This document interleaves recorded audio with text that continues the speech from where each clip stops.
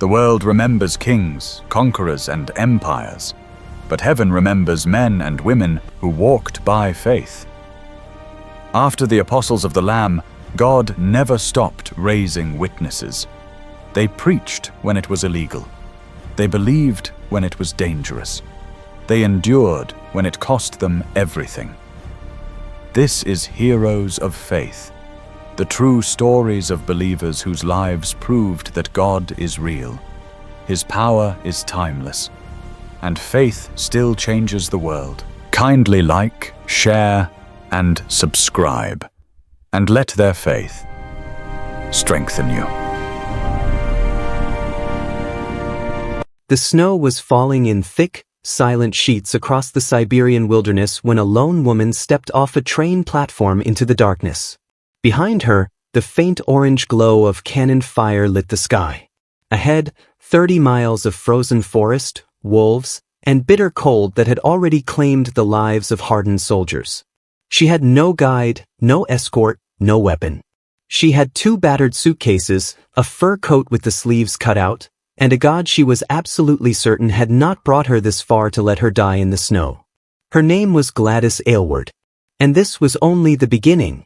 To understand how a housemaid from a small suburb of London ended up walking alone through Siberia in the dead of winter in 1930, you have to go back to where her story truly begins, not in any grand cathedral or famous missionary college, but in a modest home in Edmonton, England, where a young woman named Gladys heard the voice of God and refused to let anything or anyone silence it. Gladys May Aylward was born on February 24, 1902, the daughter of Thomas Aylward, a postman, and Rosina, a housewife. She was by every measurable standard an ordinary girl. She left school at 14. She was not academically gifted. She had no money, no influential connections, and no formal training in theology. She became a parlor maid, a domestic servant, working in the homes of wealthy families. By the world's measure, she was nobody going nowhere. But one evening, as a young woman in her mid-20s, Gladys walked into an unfamiliar church and heard a preacher talk about missionary work in China. Something ignited inside her that night, a fire she would carry for the rest of her life. From that moment, Gladys Aylward knew with absolute certainty that God was calling her to China. She applied to the China Inland Mission Training School in London. She studied. She sat in the classes. She tried. But after 3 months, the director called her into his office and told her the painful truth. Her grades were insufficient. She was, by their standards, too old, already 27 years of age. The complex languages of China, they believed, would be impossible for her to master. She was being dismissed from the school. Gladys walked out of that director's office with tears threatening to fall and the weight of a shattered dream pressing down on her chest. But the director offered her one thing as she was leaving, the address of Dr. and Mrs. Fisher, elderly missionaries recently returned from China who needed a housemaid. So Gladys Aylward, rejected by the Missionary Society, went back to being a servant. She cooked and cleaned and asked Dr. and Mrs. Fisher every question about China she could think of, filling her journal with everything they told her. When the Fishers connected her with a rescue mission in Swansea, she went. She walked the dark streets of a Welsh seaport at midnight looking for young women with nowhere to go, sharing the gospel with broken girls who the world had already given up on. She loved the work. But it wasn't China. China was where God wanted her, and no organization, no rejection letter, and no lack of qualification was going to stop her. If no missionary society would send her, she would send herself. She made her decision and she made it simply. She would save every penny she earned until she had enough money to buy a train ticket to China. She returned to domestic service in London, this time at the Grand House of Explorer Sir Francis' young husband in Belgravia. She polished his silverware by day and borrowed his books about China's interior by night, filling her journal with knowledge. She practiced preaching in Hyde Park, standing on a soapbox in a simple black dress while crowds jeered and nobody stopped to listen. She did not care. Every time she climbed down from that box, she was less afraid of what people thought of her and more convinced she was going to China. The day came when Gladys had £3 saved. She walked into Muller's shipping agency at Haymarket and asked the price of a ticket to China. The clerk looked at her patched coat and threadbare gloves and rolled his eyes. £90 by sea, he told her. But there was another route, overland by train through Europe, Russia, and Siberia to Tientsin in northern China, for £47 10 shillings. There was, he added, a small matter of a war being fought in Siberia between Russia and China. He implied she would likely arrive dead. Gladys laid her £3 on the counter and opened an account. She told him she would be back every Friday with more money until the ticket was paid. She also told him, quite calmly, not to worry about the war. By the time she had saved enough, she said, the war would be long over. The clerk had no choice. He wrote her name in the ledger. Around this same time, Gladys heard through a woman at church about a 73-year-old missionary named Mrs. Jeannie Lawson, who had returned to China alone after the death of her husband and was looking for someone to train to carry on her work. Gladys wrote to her immediately. Mrs. Lawson wrote back. If Gladys could make it to China, she had work for her. On October 15, 1930, Gladys stood on the platform of Liverpool Street Railway Station in London, the strangest-looking passenger on any platform that day. She wore a bright orange dress under a large fur overcoat with the sleeves cut off, too heavy for English autumn but essential for Siberian winter. Under her clothing, sewn into her mother's old corset, were secret pockets containing her passport, her train tickets, a fountain pen, and all her money, 9 pennies in loose change and 2 one-pound traveler's checks.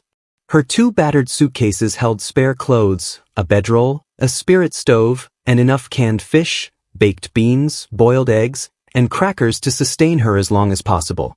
She hugged her parents and her sister Violet goodbye, looked out at the 50 or so friends and supporters who had come to see her off, even the clerk from Muller's was there, and climbed aboard the train.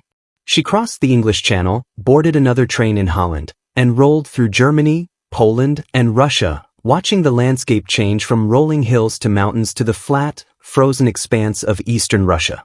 Somewhere past Moscow, the businessmen and grandmothers on the train got off, and soldiers got on. By the time the train crossed into Siberia, Gladys was the only civilian aboard. The soldiers were loud and unshaven. They ate with their mouths open and blew their noses into their fingers. Gladys reminded herself that the man sitting next to her slapping his friend on the shoulder was probably somebody's brother, just like her own brother Lawrence. She managed to keep smiling. Then the train stopped. In the middle of the Siberian night, a Russian officer shouted commands, and every soldier on the train grabbed his knapsack and marched out into the darkness. The train went black. And Gladys understood, with terrible clarity, that the train was not going any farther. She was at the front line of the Russo-Chinese War. She got off the train and found the railway workers huddled around a wood stove in a small station building. Through an elaborate game of charades, the workers pointing east and making shooting sounds, holding up their fingers to indicate days, shrugging to indicate uncertainty, she understood that the train might be there for 10, 20, perhaps 30 days waiting to collect the wounded.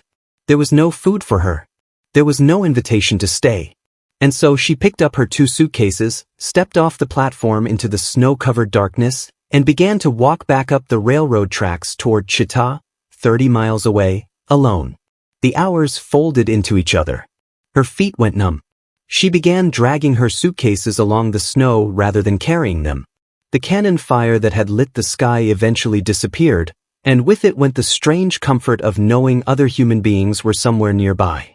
Now there was nothing but dark forest, the occasional thunderous sound of snow falling from tree branches, and the distant howl of wolves. She stopped at one point, cleared snow from a railroad tie with her hands, set up her spirit stove with fingers so numb it took 4 attempts to light it, and made herself a hot coffee and ate a stale cookie. Then, against every survival instinct, she curled up in the snow and fell asleep. She woke with fresh snow piled on top of her. She had no feeling in her hands or feet. But she was alive. She stood, picked up her suitcases, and kept walking. Dawn came. Then daylight. Then the long wind-scoured hours of a Siberian afternoon. And finally, long after dark, the distant lights of Chita. She collapsed on the station platform. She was covered in snow. No one helped her. She lay there through the night, and by morning was so covered in blown snow that she looked like abandoned luggage. Her hands would not respond when she tried to push herself up. She called out, but the soldiers walking past ignored her. In a moment of desperate clarity, she spotted an officer in a red cap walking down the platform and had one idea. If she could trip him, she would be arrested, and arrested meant warm. She was struggling to free her leg from under her coat when soldiers descended on her anyway and dragged her to a locked room on the side of the station building. A room with a broken window, snow drifted on the floor, and a smell so foul it made her sick. Cold as she was, she stood under the broken window and breathed through her mouth. Eventually she was taken before an officer and his interpreter.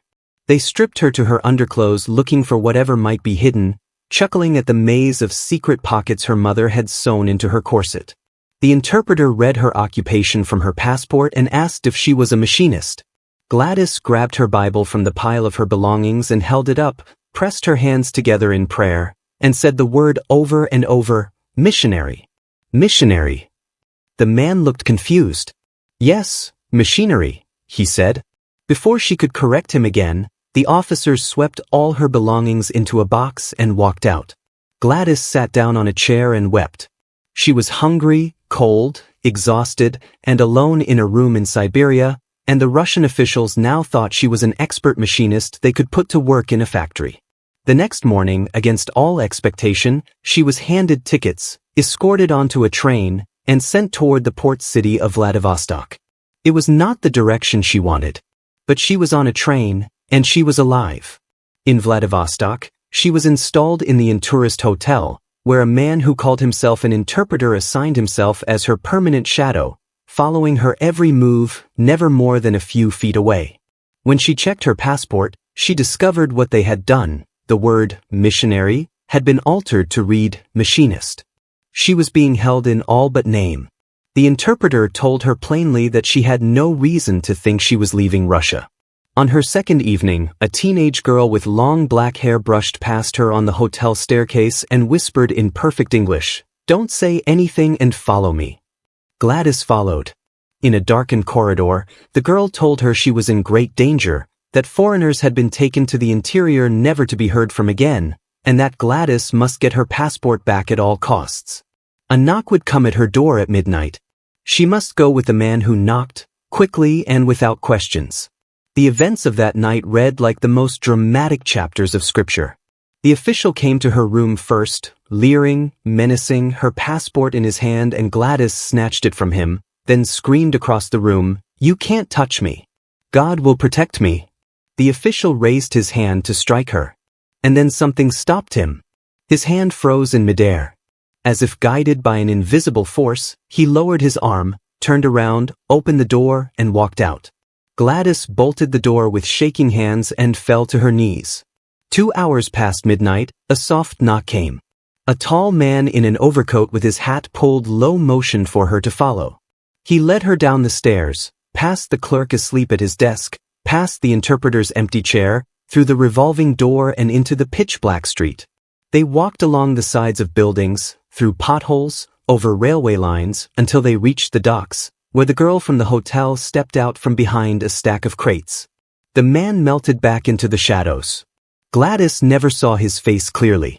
The girl pointed to a Japanese freighter in the harbor. "It sailed at dawn," she said.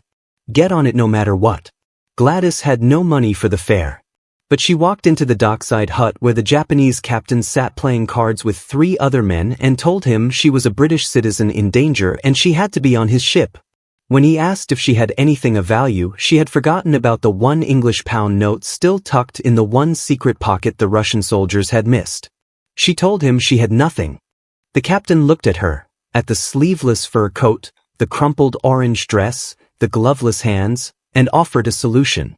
He could not take her as a passenger without payment, but he could take her as a prisoner under his protection and hand her over to British authorities in Japan. Gladys signed the form without being able to read a word of it, and they walked out to the ship. She put her bags down for one moment to breathe before jumping the gap between the pier and the ship. In that moment, 6 Russian soldiers surrounded her. They had heard, they had followed, and now they had her. She looked to the Japanese sailors on deck, but they did not move. She was still on Russian soil. Then her hand found the pound note in her pocket. She pulled it out, waved it in the air, and let it go. 6 pairs of eyes watched it flutter. 6 pairs of hands grasped for it. And Gladys Aylward threw her bags onto the ship and ran.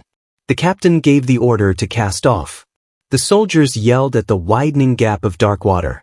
And Gladys stood on the deck of a Japanese freighter, moving away from Russia, shaking from head to foot, tears streaming down her face. She was handed over in Japan to British consulate officials, who fed her, paid for her train to Kobe, and told her plainly they thought she was out of her mind. At the Missionary compound in Kobe, she had her first hot bath since London and slept in a real bed. A missionary there exchanged the unused portion of her Siberian train ticket for a sea voyage to Tientsin. On November 5, 1930, 21 days after leaving London, Gladys Aylward stepped aboard a steamship for the final leg to China. What she found in Tientsin was not what she expected. Mrs. Lawson was not there. She was 2 days' journey to the west, in Seichao. Gladys took another train, then buses over mountain roads so rough they broke bones over 25 days of travel, then finally a mule litter up a steep mountain track, because the road ended at Seichao and the only way forward was by mule. She arrived in the walled mountain town of Yangqing on the back of a mule, her body bruised from the journey, her money completely spent, and found Mrs. Lawson standing in the doorway of a dilapidated old building that had been rented cheaply because the local people believed it was haunted. Mrs. Lawson was 73 years old, white-haired, blue-eyed, sharp-tongued, and absolutely determined. She and Gladys were as different as 2 women could be, and they clashed regularly. But together they had a plan. They would convert the abandoned building into an inn for the mule train drivers who passed through Yangqing on the 1,000-year-old mountain trading routes. They would feed the men, water the mules, and tell Bible stories in the evenings. They called it the Inn of 8 Happinesses. The first night the inn opened, not a single muleteer stopped. The second night, Gladys took more drastic action. When a mule train passed by, she leapt from the shadows, missed the mule's bridle, and grabbed the lead muleteer instead. He screamed. The other muleteers scattered. In the chaos, the lead mule lowered its enormous head, pushed it into Gladys's stomach, lifted her into the air, and bolted into the courtyard, dumping her on the cobblestones. Mrs. Lawson appeared in the doorway. "Well done, Gladys," she said, looking at the mule train standing in the courtyard. "However you did it doesn't matter now." The muleteer fled at the sight of Mrs. Lawson's white hair and blue eyes. Foreign devils, the local people called them, Lanquais. But Yang, the cook, went after him and explained they were safe. The men returned for their mules. They stayed for dinner. They stayed for the stories. And slowly, 1 mule train at a time, the Inn of 8 Happinesses became a place that muleteers chose to stay. Word spread along the mountain trails. Bible stories were told and retold around fires in villages for miles in every direction. Yang himself became a Christian, though his early attempts at solo storytelling placed Jesus in Noah's Ark and had St. Paul parting the Red Sea. Gladys had also begun the hardest task of her life in Yangqing, learning the language. She had no classroom. She sat with Yang in the kitchen and listened and repeated and made mistakes and tried again. In time she would speak the Yangqing dialect better than many of the locals themselves. But life in Yangqing was not without its darkness. On one of her first walks through the town, Gladys was pelted with clods of mud by women in the street while small children laughed at the spectacle. She ran back to the inn in tears. Mrs. Lawson offered no sympathy and no embrace. Just the firm observation that since Gladys had black hair and brown eyes like the Chinese people, she was better positioned than Mrs. Lawson, who terrified people with her white hair and blue eyes. Then she said something Gladys never forgot. God had given them a difficult task, she said, but not an impossible one. Weeks after arriving in Yangqing, Gladys witnessed a public execution in the marketplace, a soldier drawing a curved sword over a kneeling man, a cheering crowd, a severed head rolling to her feet. She ran back to the inn shaking. Mrs. Lawson calmly explained that public executions were common in China, that this was a different world with different customs, and that the only way to change it was through the gospel message. Then she told Gladys to go wash her face, because crying never helped anyone. When Mrs. Lawson fell from a balcony in a remote village and lay on a pile of coal for over a week without food or medical attention because the villagers were afraid to touch a foreign devil who appeared to be dying, Gladys trekked through the mountains for 4 days asking every mule train she passed for news of the old white devil. She found Mrs. Lawson in Chin Shui, battered, bruised, covered in dried blood, barely conscious, but alive. Gladys took charge immediately, ordering villagers to bring lanterns, strips of cloth, and warm rooms, in her best Yangcheng Chinese, and the shock of being ordered about by a foreign woman got them moving. For 6 weeks she nursed Mrs. Lawson, then arranged a mule journey to the nearest European doctor in Luan, 6 days away. The doctor told her there was nothing to be done. They brought Mrs. Lawson home to Yangcheng, where Yang made her favorite soup and ordered her coffin, and 2 weeks later, Gladys and Yang wept together at the first Christian burial ever held in Yangcheng. Now Gladys was truly alone. The closest person she could speak to in English was a 2-day mule ride away. She had no money, no missionary organization backing her, and no one to fall back on. She was deep in the mountains of Shanxi province in a land where she was still called a foreign devil by most people who passed her on the street. She decided to keep going. Then came the day that changed everything about how Gladys moved through that land. A great noise of bells and marching feet brought her to the courtyard, and she looked up to see an elaborate procession. Soldiers, advisors in embroidered gowns, a sedan chair carried on the shoulders of 8 servants. The Mandarin of Yangcheng himself had come to visit the Inn of 8 Happinesses. He had a problem, he told her, that only she could solve. A new national government had outlawed the ancient practice of foot binding, the centuries-old tradition of wrapping infant girls' feet in tight linen until the bones broke and folded permanently under the foot, leaving women hobbling on deformed stumps their entire lives. The new law required foot binding to stop, and the Mandarin was personally responsible for enforcing it in his district. He needed a foot inspector, a woman, because men were not permitted to look at women's feet, and one who could travel the rough mountain terrain on her own feet, which meant unbound feet. In all his district, there was exactly one such woman. Gladys told him she was a Christian, not a foot inspector, and that wherever she went in his service she would speak of her God and try to bring others to faith. She stood before the most powerful man in the district and made her position absolutely clear. The Mandarin stroked his mustache and considered. Then he said that her religion was of no importance to him. If the women became Christians, he reasoned, they would want their daughters to have unbound feet like Gladys, and that would serve his purposes. She could say whatever she liked. Be ready in the morning. And so Gladys Aylward was given a mule, 2 soldiers as escort, and the full authority of the Mandarin. To disobey her was to disobey him. She rode out the next morning into the mountains. In village after village, she entered homes, commanded mothers to unwrap the linen from their daughters' feet, knelt on mud floors, and gently massaged the circulation back into toes that had been curled under since infancy. She watched the pink color return. She told the gathered crowds that God had made those little feet, just as he had made a little boy's feet, and that no one had the right to break what God had made whole. She came back to check. She reported to the Mandarin. She told Bible stories by village fires to elders who had never heard the name of Jesus. And she was obeyed everywhere she went, not because she was powerful, but because the Mandarin's authority covered her, and something else covered her too, something the villagers could not quite name. The foot inspection journeys took Gladys across every corner of the district for years, and wherever she went, small groups of Christian converts formed in her wake, singing hymns in the mountain valleys as they worked in the fields. Then came the prison riot. A messenger from the Mandarin arrived at the Inn of 8 Happinesses one afternoon while Gladys was making soup, breathless and waving a red paper, official orders. There was a riot at the prison. Prisoners were killing each other. The Mandarin needed Gladys. She went to the prison governor expecting to be asked to carry a message or help organize relief. Instead, the governor told her she must go in and stop the fighting herself. His soldiers, he said plainly, were too frightened.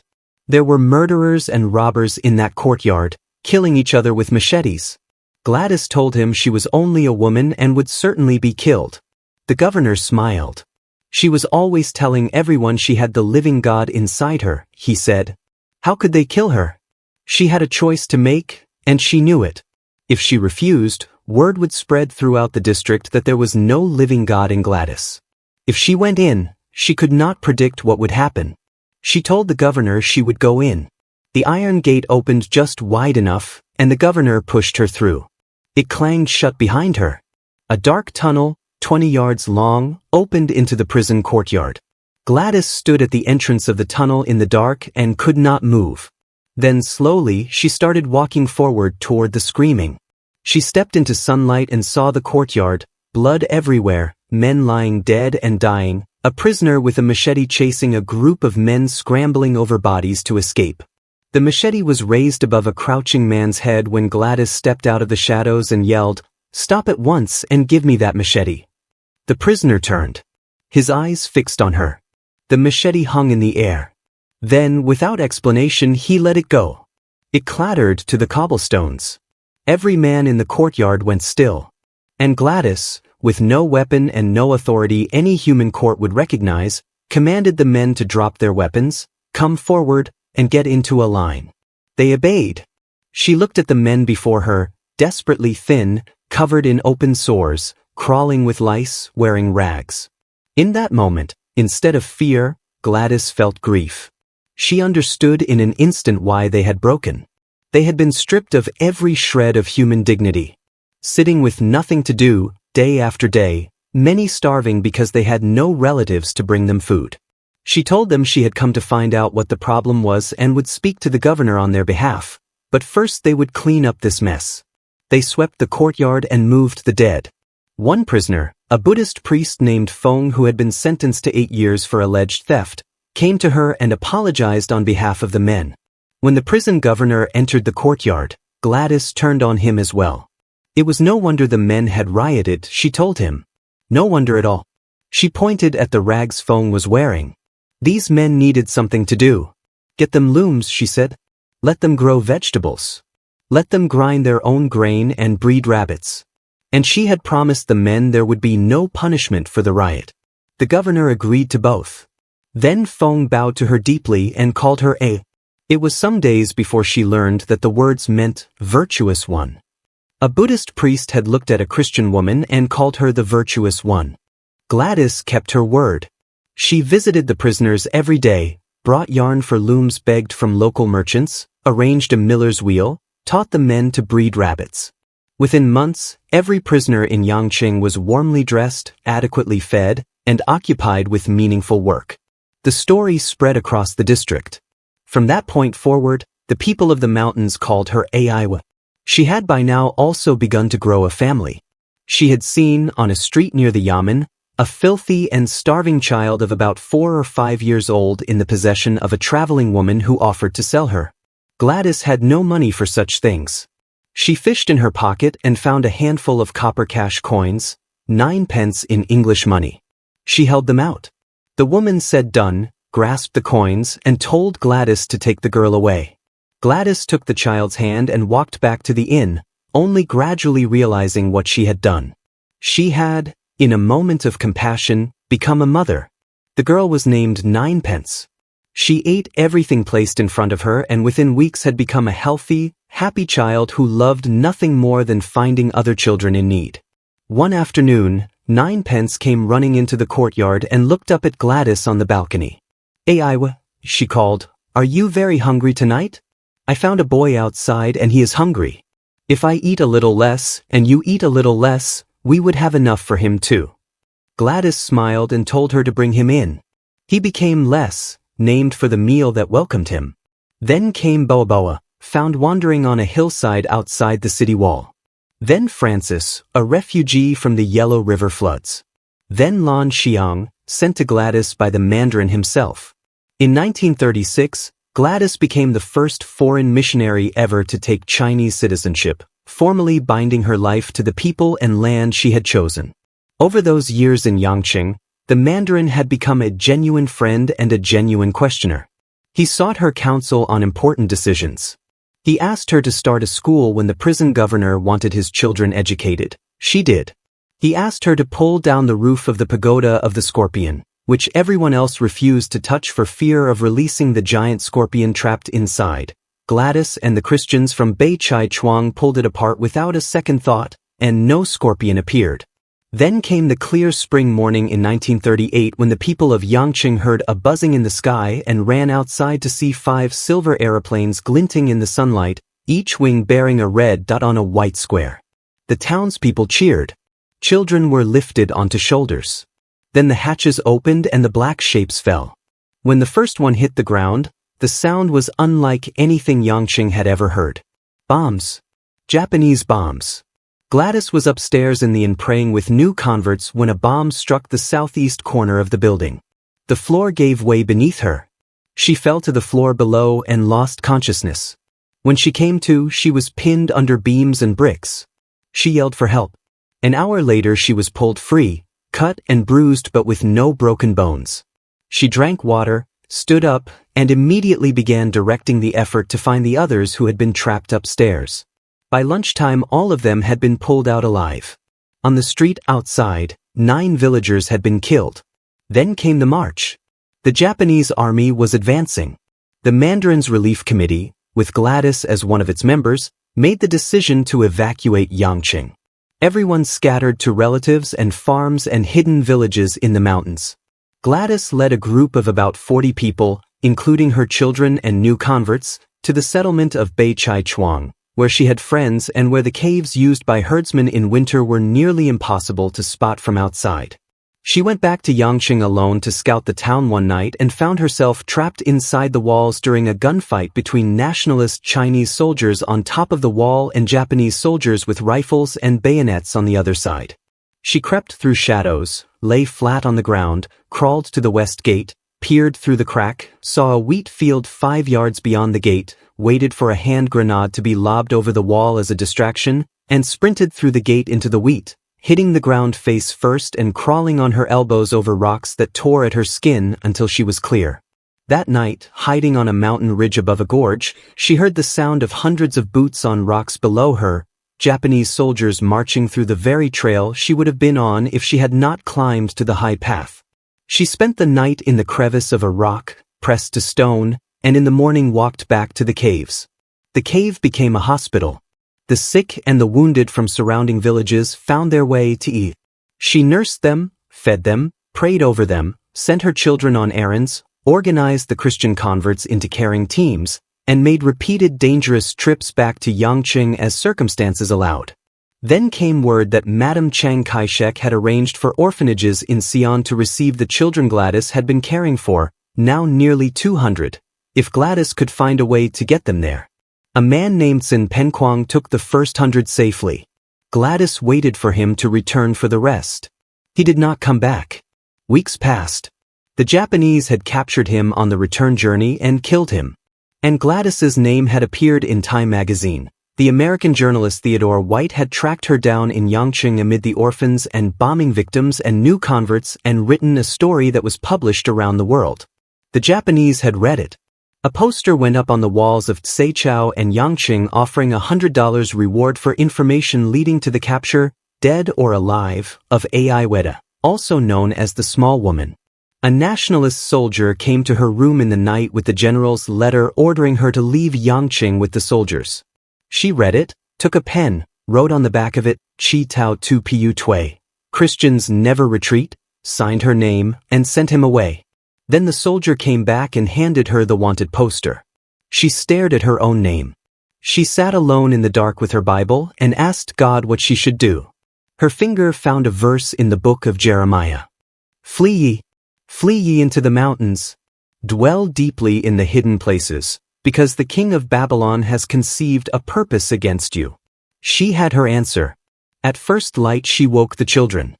Every piece of clothing they owned went on their bodies. Spare shoes were tied around their waists. The millet she had left was wrapped in a rag and given to one of the older boys to carry. Gladys carried the iron cooking pot herself. Then she led 94 children through the west gate of Yangqing and into the mountains. There were 20 girls aged 13 to 15, including 9 pence. 7 older boys aged 11 to 15. And 67 children too young to be useful to anyone, the youngest barely 4 years old. They were heading for Xi'an in Shenxi province, across the Yellow River, over 200 miles away. The first day the youngest children ran and climbed plum trees and sent silly messages from front to back of the line. By the third day they were asking where they would sleep. By the fifth day they were crossing mountain terrain with no clear path, choosing direction by the sun, following trails that kept forking, the older girls with their formerly bound feet cut and bleeding, the older boys bent under the weight of bedrolls, the little ones wailing in groups of 10 or 12 at a time. Gladys felt the familiar, strange fatigue that had plagued her since the rifle but struck her head into Chow. A wave of exhaustion so heavy it was all she could do to keep placing one foot in front of the other. On one of those mountain days, 2 older boys came racing back with the alarm. Soldiers! Gladys grabbed the nearest children. They were in a narrow ravine with nowhere to hide. Then she heard the voices, Chinese, not Japanese. Nationalist soldiers, coming the other way. The relief was immediate. And then, overhead, the unmistakable buzz of Japanese bombers.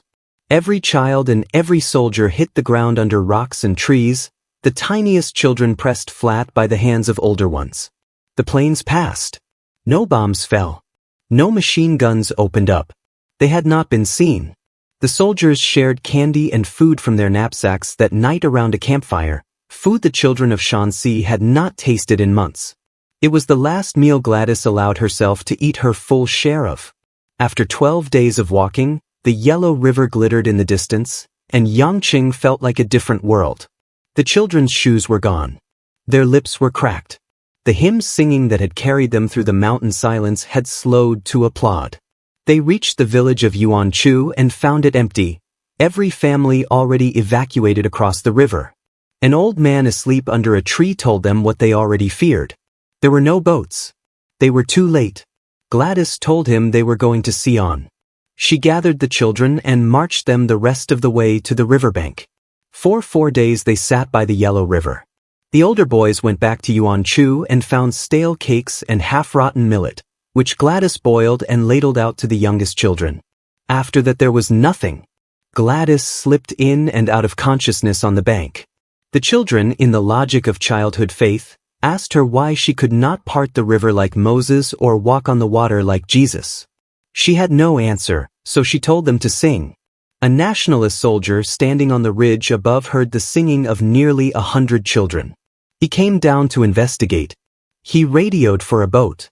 3 trips later, 94 children had crossed the Yellow River without the loss of a single life and without a single Japanese aircraft overhead. The first week in months the skies above that crossing point had been quiet. On the other side, a train station. The engineer was told these were refugees. He waited without complaint while Gladys tracked down all 94 children who had scattered in every direction at the sight and sound of the roaring locomotive. She convinced them they were not entering the belly of a dragon and got them all aboard. 3 days on the train. Then the conductor came through with news: the bridge ahead had been bombed. The railway ended here. They would have to cross a mountain on foot and find another line on the other side. Gladys sat down and wept. Then the children started weeping. It was a great communal outpouring. Then Gladys wiped her eyes on her sleeve and yelled over the noise, "That's enough. A good cry never harmed anyone. Let's sing." And they climbed the mountain singing. 5 more days of walking. A second ruined railway line. A coal train whose stoker took one look at the sleeping children covering the station platform and convinced the engineer to let them ride. On top of the coal cars, with low walls of coal built around each small sleeping body by the older children to keep them from rolling off on the curves. When the youngest children woke the next morning, covered head to toe in black coal dust, they shrieked with delight. Even AI was as black as the night. Gladys laughed, and it was good to hear the children laugh again. 3 days on the coal train, and finally Xi'an. But Xi'an would not accept them. Overrun with refugees, the gates of the city closed. More days on the train to Fufeng. And in Fufeng, an orphanage that would take all 94 children. Within 2 days of delivering them safely, Gladys fell into a coma. She had walked into the mountains of Shanxi province carrying 94 children through 12 days of mountain terrain, across the Yellow River, over another mountain range, aboard a coal train, for a total journey of more than 2 weeks. while suffering from fever, typhoid, pneumonia, and malnutrition, all four at once. A European doctor stood beyond the curtain around her hospital bed and told a colleague that it was hard to believe she was only 38. Her body appeared completely worn out. It was incredible she was alive at all. Any one of those four conditions would have killed a normal person. But Gladys was not a normal person. She recovered slowly, in the care of Baptist missionaries in the countryside. When she was strong enough, she gathered 14 of her children around her, including Ninepence and Francis and Boboa, and they made a new home in the back room of an empty factory. The older girls took in piecework sewing. The older boys carried loads and did odd jobs. Together they pooled what they earned and bought food each day. The war with Japan eventually ended. Then came the even darker war, Chinese nationalist forces and Chinese communist forces tearing the country apart from within. In the midst of this chaos, Gladys preached. She was invited by the Methodist Church to work as an evangelist. Hundreds came to hear her. Students at the local university converted in great numbers. When the communist authorities handed out questionnaires demanding that students declare their political loyalty, over 200 of those students put an X in the box, declaring they could not support any government over Jesus Christ. No amount of harassment, beatings in darkened alleys, or assigned monitors could move them. In the town square one day, communist officials led those students forward one by one and asked publicly, before an armed guard and a gathered crowd, who they now supported. A 17-year-old girl from a once wealthy Peking family, one of the newest converts, stepped forward first. She had been watched and harassed and isolated for 3 months. She spoke loudly and clearly. 3 months ago, she said, she thought Jesus Christ was real and the Bible was true. Now, after 3 months of hatred, she knew Jesus Christ was real and she knew the Bible was true. A soldier drew a sword. Every one of those 200 students, knowing what was coming, was asked the same question. Not one of them answered differently from the first. Gladys watched, buried her face in her hands, and prayed Mrs. Lawson's prayer, that if they must die, let them not be afraid, and let there be meaning, O God, in their dying. She eventually moved to Shanghai, then was convinced by a charitable society to accept a ticket back to England, where her battered body could receive proper medical treatment. In 1949, 17 years after a young housemaid had waved goodbye from the window of a train at Liverpool Street Station, Gladys Aylward walked back onto that same platform in a long Chinese dress, her hair graying, her frame thin. Her elderly parents were there to meet her. They had all changed so much that at first they did not recognize each other. Then her mother looked more closely at the small, worn woman standing before her, and they rushed together and held each other on the platform while tears ran down all their faces. England found her famous. Her mother had been giving talks about our Gladys in China for years. The Time magazine article had been read on both sides of the Atlantic. The BBC interviewed her.